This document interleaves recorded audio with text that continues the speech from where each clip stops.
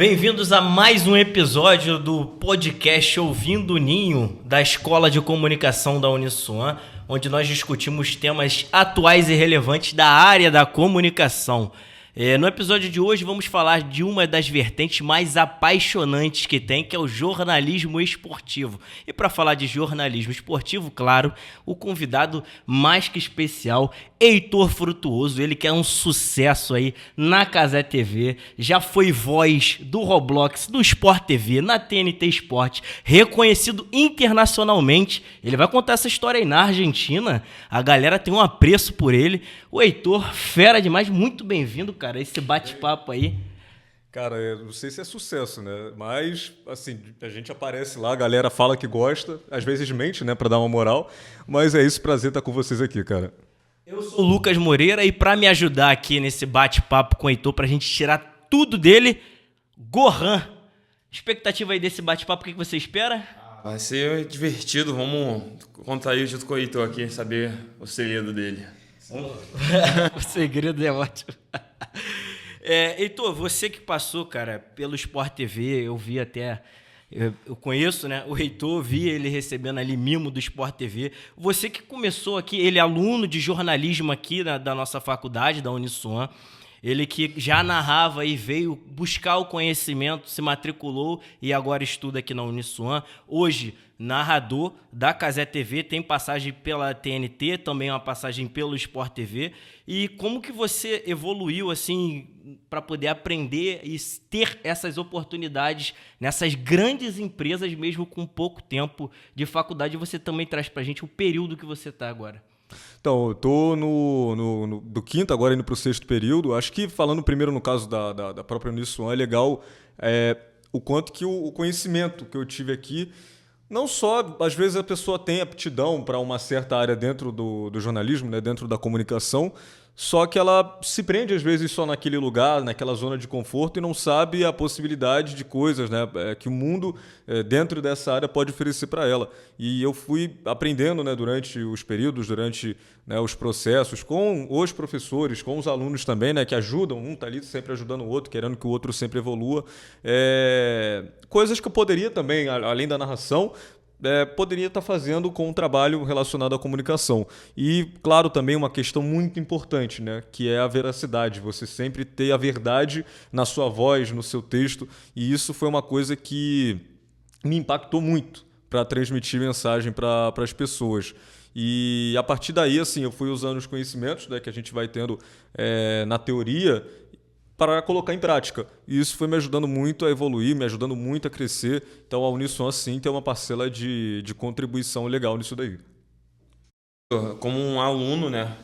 Como foi essa experiência, tipo, sair um pouco da faculdade e ir para a parte de trabalho mesmo? Como foi narrar as primeiras partidas, o primeiro projeto seu?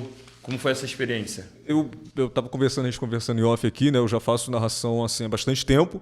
Desde que eu comecei com 14 anos a fazer narração. Só que era em web rádio, não era nada tão grande assim, mas claro que tudo tem um primeiro passo.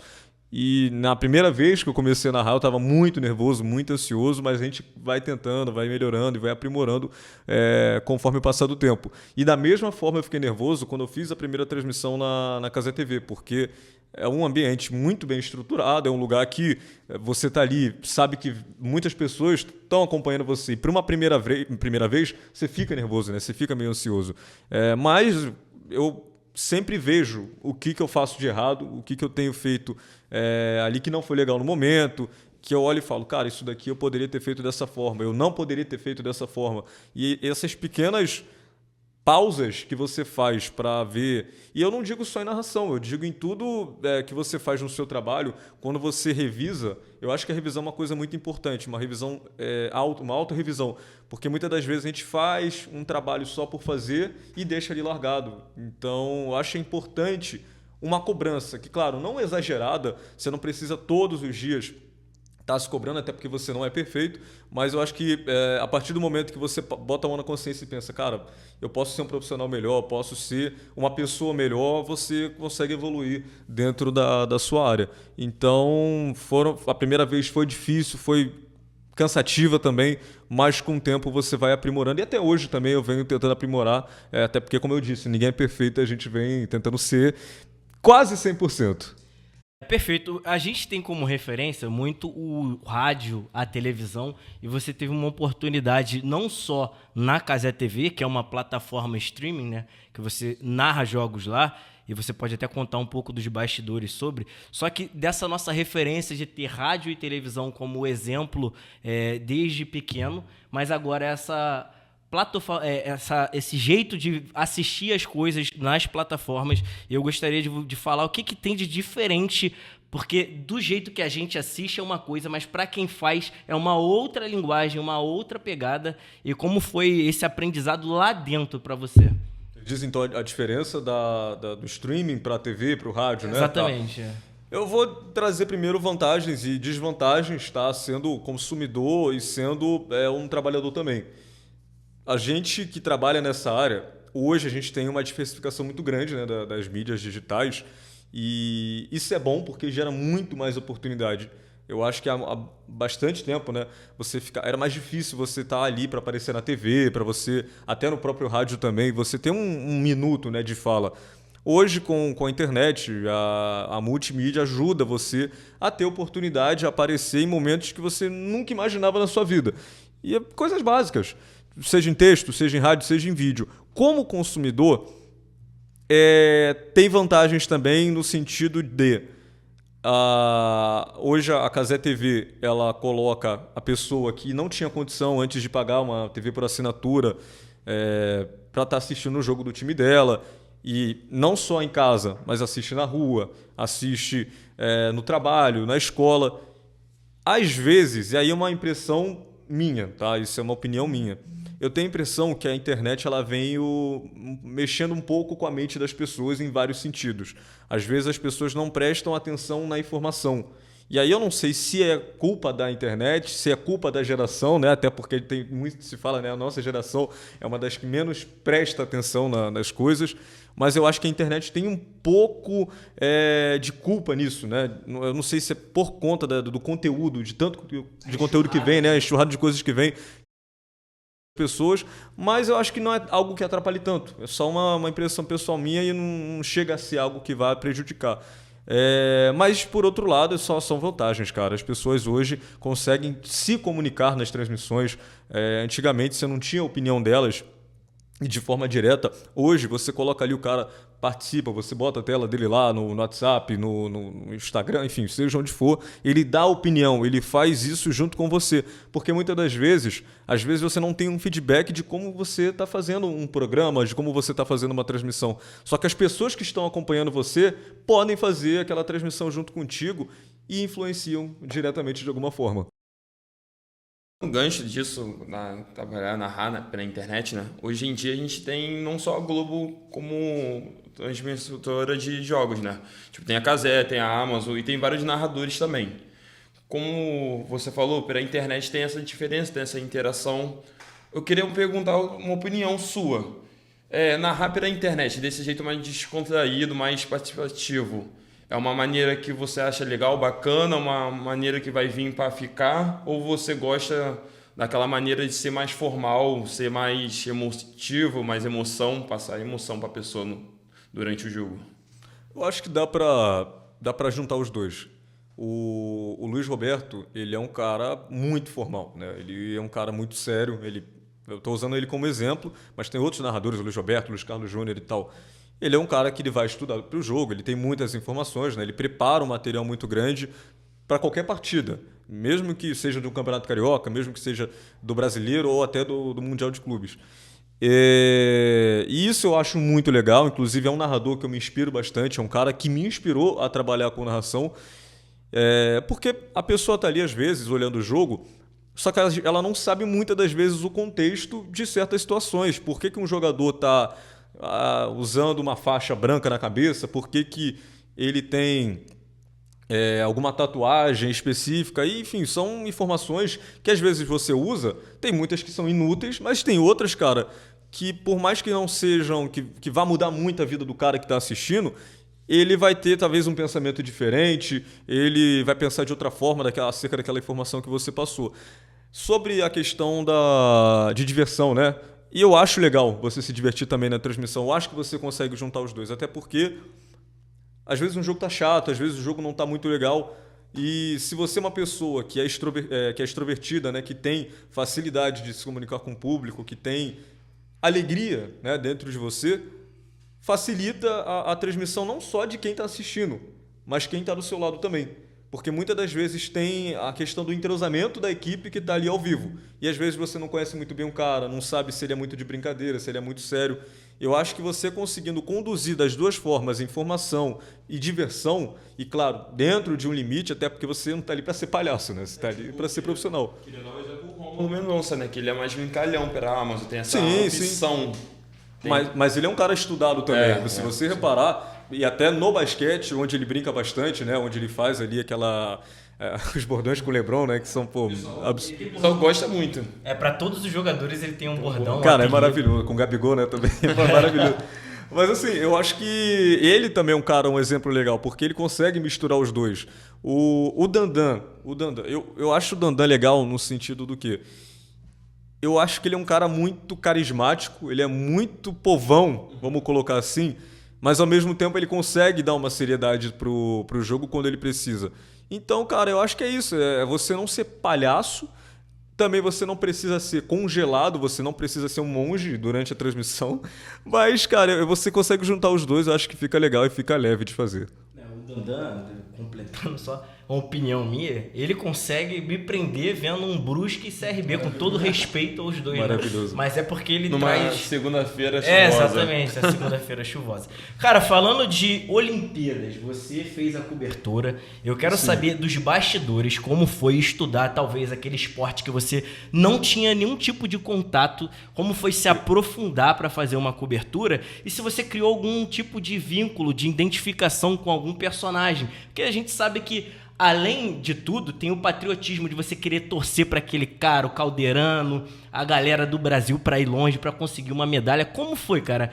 Você se aprofundar nos esportes que você cobriu, quais esportes e quais histórias legais você traz pra gente? Cara, assim, primeiro falar da Cazé, né? A Cazé foi a primeira cobertura de Olimpíadas, foi o primeiro ano cobrindo e para tudo tem sua primeira vez na vida, você vai ter erros, você vai ter acertos.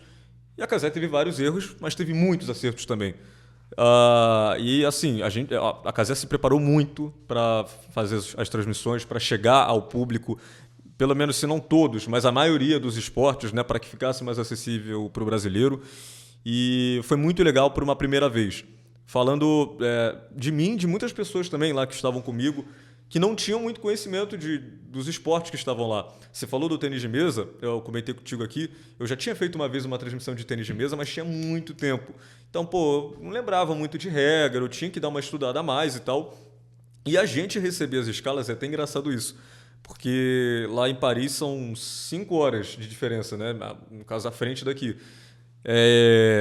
E lá, vamos supor que eram 8 horas da manhã, aqui eram 3 horas da manhã e estava rolando judô. E o Gonçalo que estava narrando judô já estava lá ao vivo.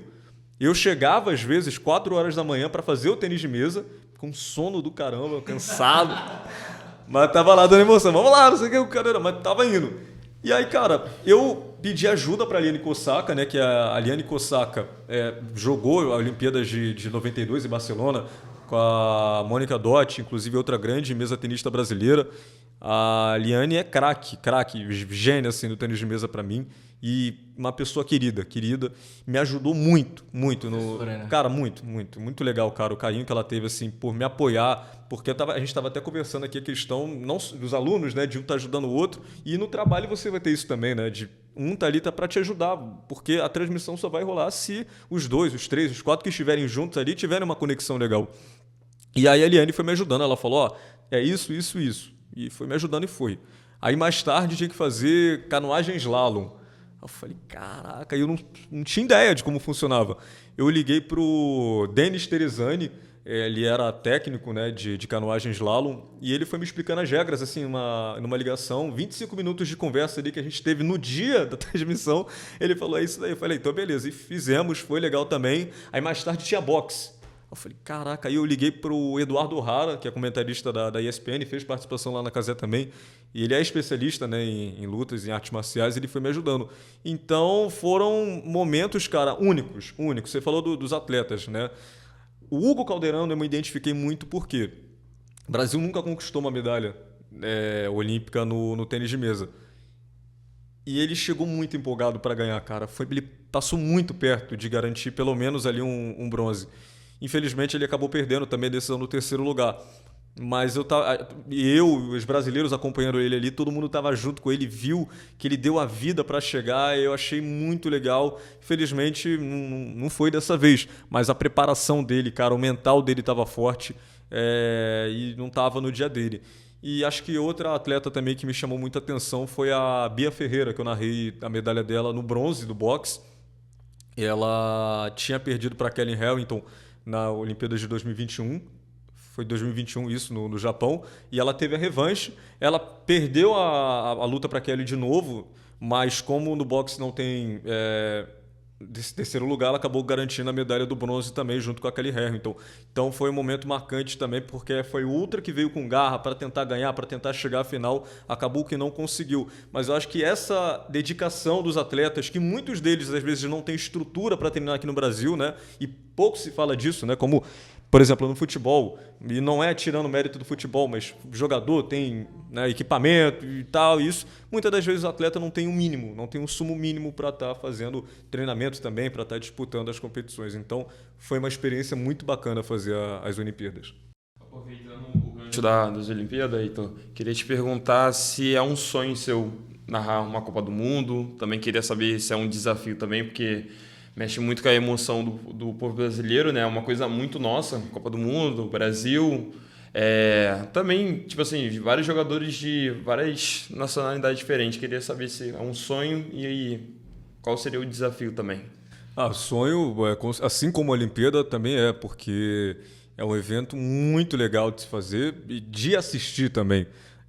Acho que todo mundo está em casa naquele momento de concentração e às vezes não só no torcendo para o Brasil, às vezes tem uma relação, vamos botar aqui, né, Portugal, tem uma família de Portugal, tem família italiana e torce ou não só pela Itália, torce pelos dois e está ali com o coração dividido. Então a Copa do Mundo é um momento único, cara, que as pessoas param para assistir. Agora com mais países eu acho que vai ser mais emocionante ainda. E a questão do desafio é justamente esse, como vão ter mais países, tem países estreantes chegando, né?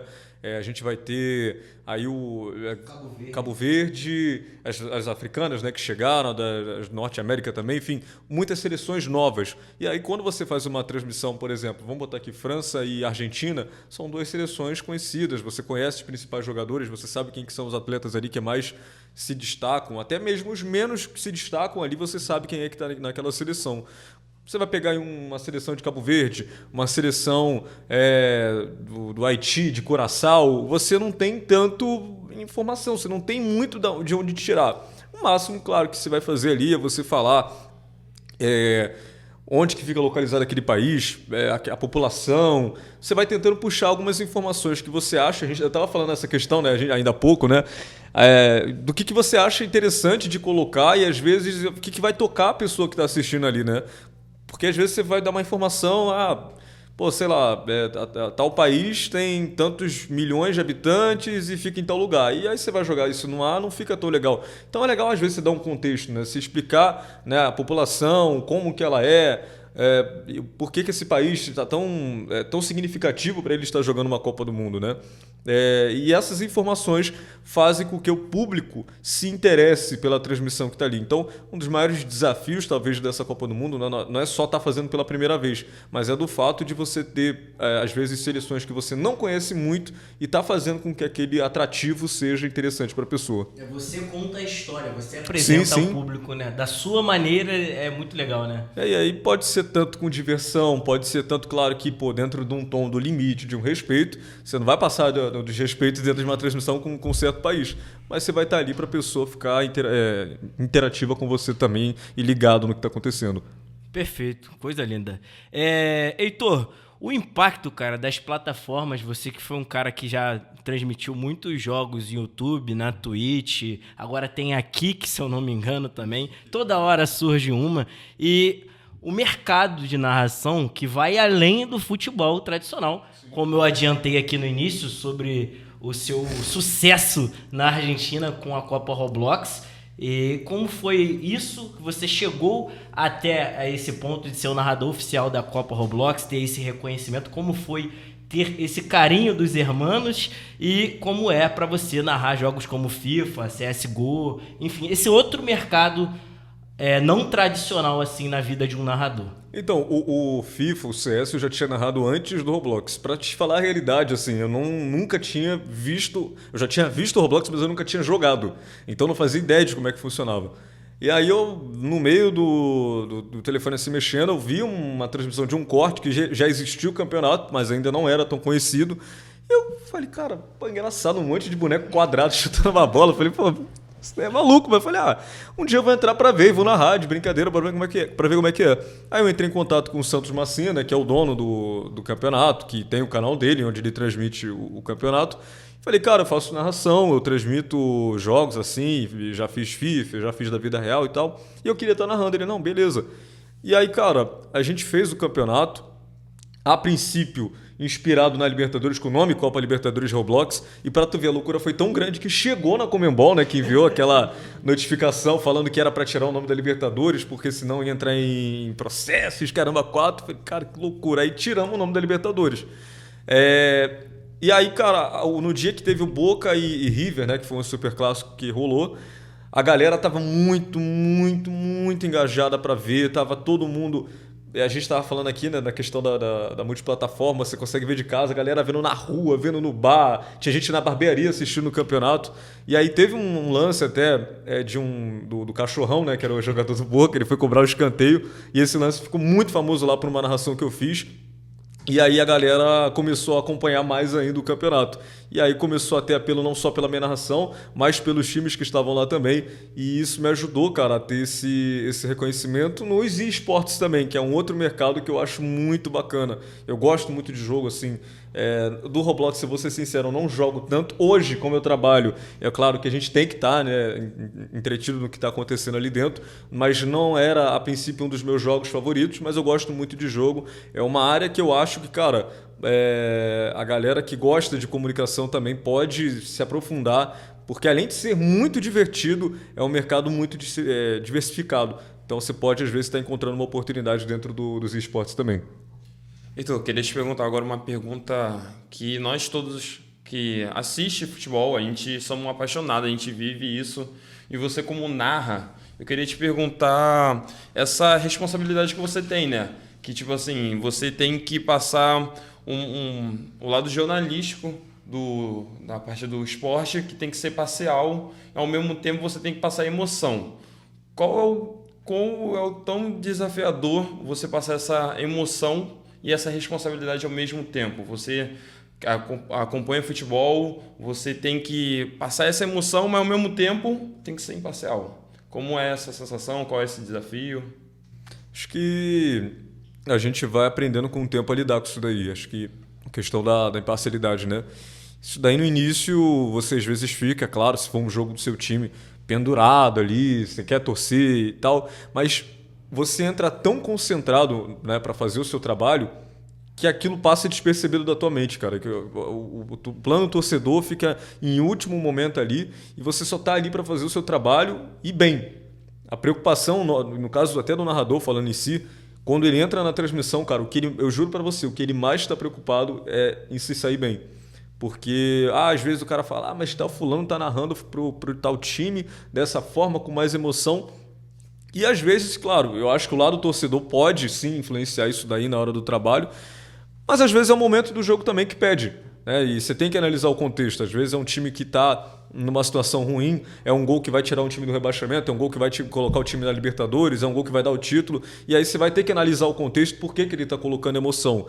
E aí você tem que levar o seu lado jornalístico, né? Você tem que levar a verdade sempre. Eu estava falando disso daí, né? Eu aprendi também aqui que a gente tem que nunca brincar com o sentimento da pessoa. Você nunca tem que chegar e esculachar o time, você não tem que diminuir o outro, e isso até é legal a gente estar falando isso aqui, porque eu lembro na Flu TV, né, que teve uma narração uma vez, eu não sei quem que era o narrador, que não simplesmente não narrava o nome dos jogadores do Flamengo, era Flamengo e Fluminense, e ele foi muito criticado. Não narrava nenhum nome do Flamengo.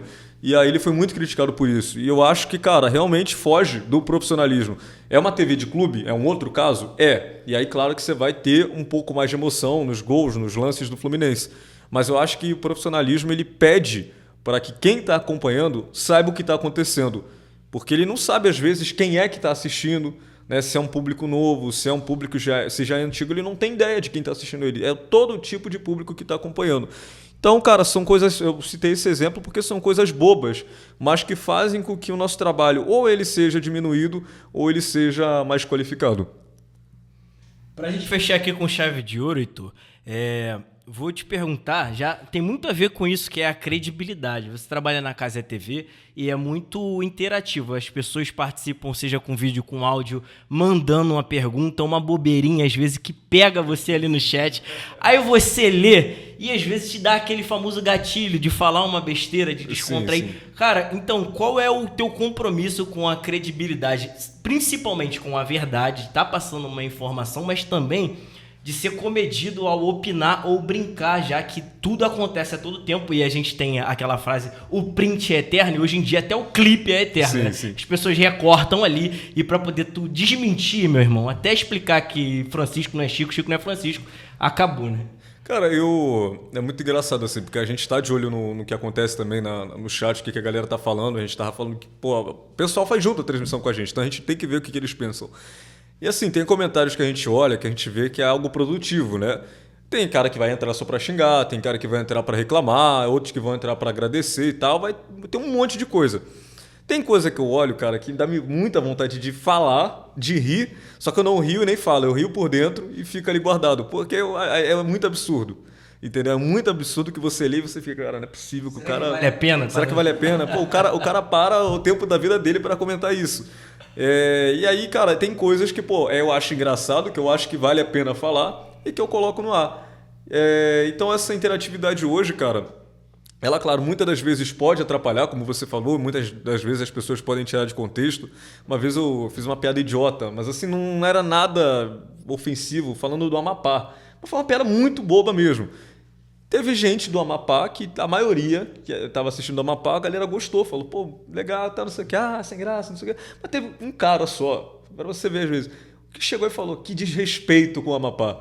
Fiquei, cara, enfim, aí você vê como é que a galera às vezes não sabe também tirar as coisas, não sabe fazer uma interpretação. Mas assim, é isso, é ter esse cuidado também no que você fala, né, na sua informação e com quem que você está falando. E por mais que às vezes você possa se sentir meio ofendido com um comentário, né, do que as pessoas falam sobre você ou sobre o seu trabalho, eu acho que é saber lidar com essas críticas, cara, para conseguir carregar e levar para frente. E ter coragem de falar o não sei, né, que tem muitos jornalistas que tem problema com isso. Porque como é ao vivo ali, a pessoa pode perguntar algo e você realmente não sabe, né? Não sabe. Porque a gente não é obrigado a saber tudo, né? E aí eu acho que o máximo é você ter essa transparência, né, com a pessoa e correr atrás da informação também. Se a pessoa perguntou, por que tal time está jogando assim? E a pessoa tem essa dúvida, é legal você trazer, entendeu? Agora, se for uma dúvida muito imbecil também, aí você dá uma relevada. Mas claro que acho que a maioria, brincadeiras à parte, acho que a maioria das dúvidas, todas elas são bem-vindas se forem algo que vai agregar naquele momento. Show de bola. Para fechar aqui, o arroba para a galera acompanhar o seu trabalho? É @Heitor com H, F de faca, R de rato e T de tatu. Tá lá em todos os cantos, lá no Instagram, no TikTok também, para quem quiser espantar a gente feia de casa. Tirou o Frutuoso? Não, mas é porque é FRT do Frutuoso mesmo. Sim. Porque, pra quem não sabe da história, Alex Escobar o batizou como Heitor Frutuoso, o narrador que narra gostoso. Então, tem gente que fala, mas eu acho que é mentira. Mas foi, cara. Foi no programa lá que eu participei, ele falou, não, tem que ter um bordão lá, tem que ter uma marca sua. E botou e acabou que ficou. Alex Escobar. Heitor, tô bem curioso quando você encontrar o Rômulo Mendonça e falar esse bordão pra ele, que vai ser muito engraçado. Não, mas eu já falei, ele rachou o bico, cara. Ele rachou o bico. Ele é uma figura espetacular, Rômulo Mendonça. É isso aí, esse foi mais um episódio do Ouvindo o Ninho, agora falando sobre jornalismo esportivo. Um prazer ter você aqui, Heitor, volte sempre. O Gohan também tirou onda e você fica aí Deixe seu like, se inscreve no canal. Muito obrigado pela sua audiência. Tamo junto.